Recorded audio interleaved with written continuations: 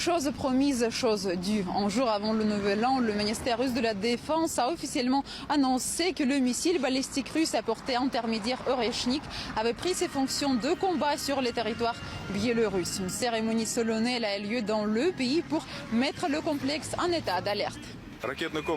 Le personnel chargé du système de missiles a pris ses fonctions de combat à temps. Les effectifs sont coordonnés, les unités sont prêtes. Le service de combat est organisé et mené conformément aux directives. Nous explorons de nouvelles zones de patrouille de combat et effectuons des reconnaissances dans de nouvelles zones où des exercices planifiés sont menés conformément aux missions fixées. Des exercices de préparation au combat, de préparation tactique et de préparation tactique et spéciale sont organisés tous les jours et toutes les semaines. Le personnel a déjà prouvé son professionnalisme lors d'exercices planifiés.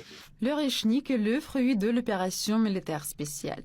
Pour la première fois, les autorités russes ont annoncé son utilisation le 21 novembre 2024. Selon Vladimir Poutine, la cible était une installation à Dniepr, l'un des complexes industriels les plus grands et les plus connus, datant de l'époque soviétique, qui produit encore des technologies de missiles et d'autres armes. Fin de citation.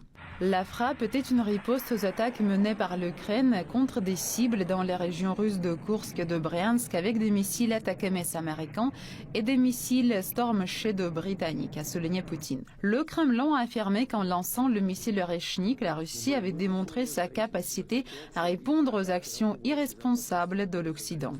Auparavant, le président biélorusse Alexandre Loukachenko a déclaré que le système serait mobile dans tout le pays et capable d'effectuer des frappes depuis des points déterminés. Rappelons que le système est capable d'atteindre des cibles situées à une distance allant jusqu'à 5000 km. À la mi-décembre, Alexandre Loukachenko a annoncé que le système de missiles russe Oreshnik était déjà présent dans son pays et en cours de déploiement. Il a précisé que la Biélorussie et la Russie mettaient en œuvre un ensemble de mesures de dissuasion stratégique, incluant le déploiement de troupes russes et d'armes nucléaires tactiques sur le territoire biélorusse. Selon Loukachenko, Minsk ne recevrait pas plus de 10 systèmes Oreshnik de la Russie. Daria Vaganova pour RT en français depuis Moscou.